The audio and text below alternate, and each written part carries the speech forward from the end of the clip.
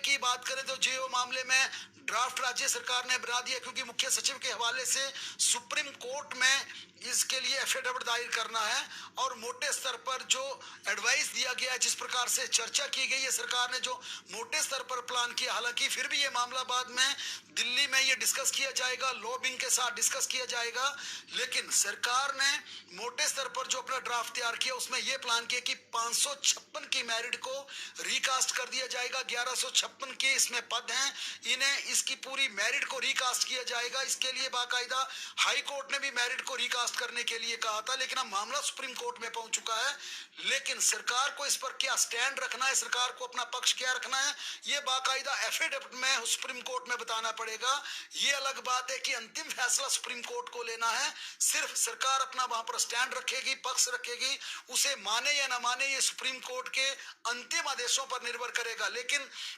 सूचना यह है कि इस मामले में राज्य सरकार ने जो ड्राफ्ट तैयार किया उसमें तय ये किया गया कि 556 की जो 1156 पोस्ट हैं उन्हें रिकास्ट किया जाएगा। हाई कोर्ट के निर्देश पर उनकी बाकायदा दोबारा मेरिट तैयार की जाएगी। 817 इसकी 1867 कुल पोस्ट हैं। इनमें से जो 530 पोस्टों का जो विवाद चल रहा है, जिसे लेकर कोर्ट में भी अभ्यर्थी पहुंचे थे, 817 के कैंडिडेट्स पहुंचे थे, लेकिन सरकार भी अपना यहां पर स्टैंड ये मान रही है कि इसकी 530 पोस्ट वापस 556 को दे दी जाए ताकि इसे रिकास्ट किया जा सकता है। यही ड्राफ्ट लीगल एडवाइस के लिए भेजा जाएगा। अंतिम स्वीकृति मिलने के बाद इस पर सरकार अपना एफिडेविट दायर करेगी।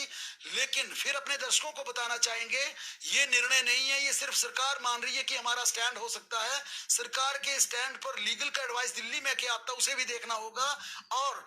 बेशक सरकार अपना ये स्टैंड भी रखती है, सुप्रीम कोर्ट इस पर क्या डिसीजन लेता है, अंतिम फैसला वही होगा जो सुप्रीम कोर्ट का होगा, जो न्यायालय का होगा, वही अंतिम फैसला माना जाएगा। ये सिर्फ सरकार एफिडेविट में अपना पक्ष रख सकती है, लेकिन इसके लिए भी अभी लीगल एडवाइस दोबारा लिया जाएगा कि इसमें कोई लिटिगेशन का मामला ना हो, किसी प्रकार की वायलेशन ना हो, जिस प्रकार से तमाम कई केसेस जीओआईटी के भर्ती के सुप्रीम कोर्ट हाई कोर्ट में जा चुके हैं। कंडक्ट का मामला हाई कोर्ट में चल रहा है, सुप्रीम कोर्ट में 447 वाले जा चुके हैं, 817 वाले गए थे लेकिन उन्हें रिलीफ नहीं मिली है। जो पोस्ट को वापस करने की बात की ना करने की बात कही जा रही थी, ये जिस प्रकार से 456 के कैंडिडेट्स कहे हैं कि हमारी मेरिट को रिकास्ट ना किया जाए, अब देखना यह है कि लीगल एडवाइस के बाद सरकार का अंतिम स्टैंड क्या होता है और सरकार किस प्रकार का एफिडेविट वहां पर दायर करती है और सुप्रीम कोर्ट उस पर क्या डिसीजन लेती है। काफी हद तक हिमाचल प्रदेश की जीओए की भर्ती अब इस पूरे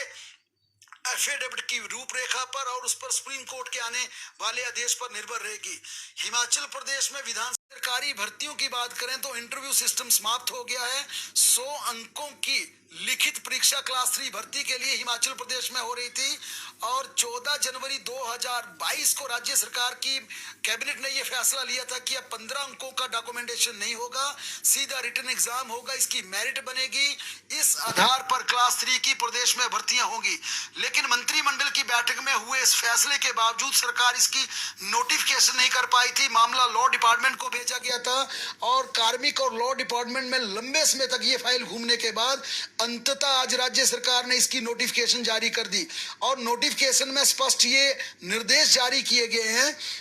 कि राज्य के जिन तमाम भर्तियों के लिए रिटन एग्जाम कंडक्ट कर लिया गया है, लिखित परीक्षा आयोजित कर ली गई है, उन तमाम भर्तियों के लिए 15 अंकों की परीक्षा,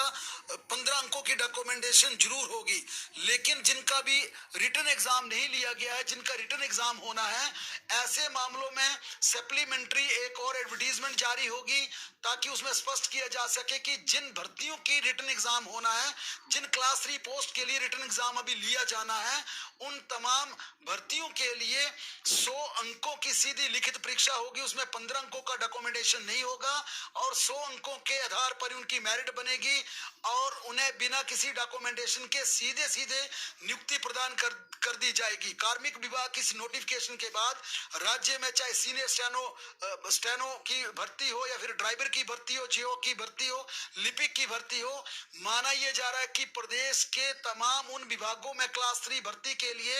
अब डॉक्यूमेंटेशन नहीं होगी, इंटरव्यू का सिस्टम समाप्त कर दिया गया है और सीधे तौर पर रिटन एग्जाम के आधार पर इनकी नियुक्ति की जाएगी। और इस नोटिफिकेशन के बाद अब सरकार को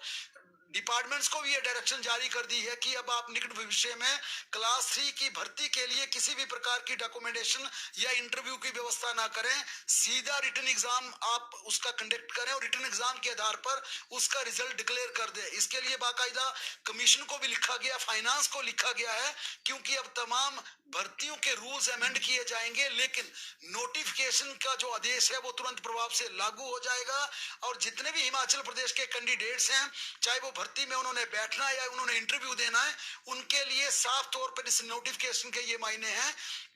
कि अगर उनका रिटन एग्जाम हो चुका है तो उसके लिए 15 अंकों की फिलहाल डॉक्यूमेंटेशन होगी, लेकिन अगर आपका रिटन एग्जाम नहीं हुआ है, ऐसी परिस्थितियों में आपका 100 अंकों का पेपर लिया जाएगा।